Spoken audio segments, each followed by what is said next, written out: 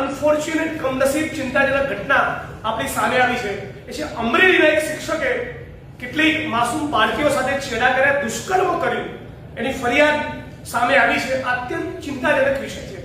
પણ જે ગુજરાતની અંદર ભારતીય જનતા પાર્ટીનો એક ધારાસભ્ય નામે ગજેન્દ્રસિંહ પરમાર, એની સામે હાઈકોર્ટના આદેશના પગલે ગુનો દાખલ થયો બળાત્કારનો, અને હજી સુધી ગુજરાતની સરકાર તેની ધરપકડ કરી શકતી ના હોય તો ગુજરાતમાં બેન દીકરીઓ માતાઓ ક્યાંથી સુરક્ષિત રહેવાની?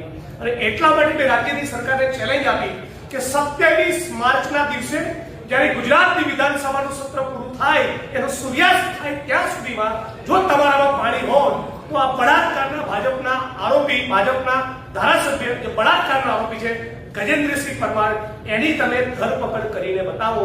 આ મુદ્દે પણ આખી ભારતીય જનતા પાર્ટીની કેબિનેટ અને તમામે તમામ ધારાસભ્ય મૌન હતા.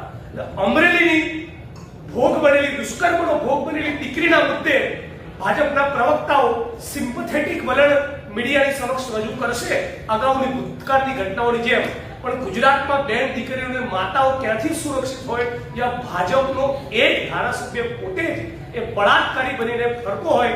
અને બધા સોશિયલ મીડિયામાં કદાચ તમે વિઝ્યુઅલ જોયા છે, કુંભના મેળામાં ફરતો હતો. એટલે હવે સમજાયું કે એ માણસ કુંભમાં પાપ ધોવા માટે કેમ ગયો હતો. બળાત્કારના આરોપીની ધરપકડ ફક્ત ભાજપનો ધારાસભ્ય છે એના કારણે ન થાય, આ ગુજરાત કોઈ પણ સંજોગોમાં ચલાવી લેવું ન જોઈએ.